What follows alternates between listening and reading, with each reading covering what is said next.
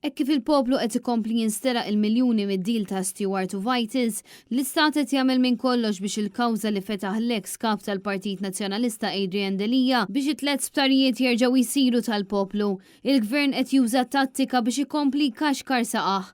Dan reġa' kien evidenti t-tlieta filgħodu meta suppost il-partijiet fil-kawża min-naħa tal-istat kellhom jippreżentaw l-affidavits tagħhom u numru minnhom mhux biss ġew ippreżentati fl-aħħar ħinijiet fir-reġistru tal-qorti, iżda kien hemm oħrajn li lanqas biss ġew ippreżentati. Hemm ukoll min ippreżenta affidavit li jgħid li m'għandux x'jaqsam xejn mal-każ, filwaqt li dawk li m'għandhomx jaqsmu lanqas biss intalbu jippreżentaw xi forma ta' affidavit. Dan kollu jidher li qed isir biskop biex il-kawża tkompli titwal.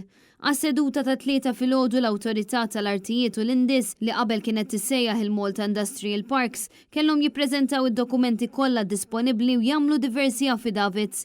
Dawn kellhom ħin biżżejjed biex dak li jiġi ppreżentat fil-qorti ikollu bażi soda, iżda minflok komplew jaħlu l-ħin tant li l-affidavit minnhom dak tal-perit Joseph Attart li huwa l-kap eżekuttiv tal-Indis jgħid li huwa ma jaf xejn dwar dan id-deal.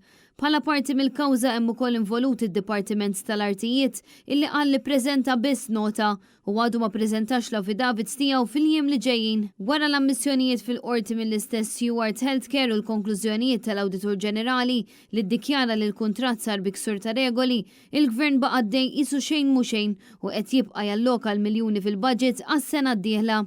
Il-każ issandu jkompli fil-15 ta' Marzu li ġej f'nofsinhar għal Adrian Delija f'din il-kawża qed jidher l-avukat Edward De Bono.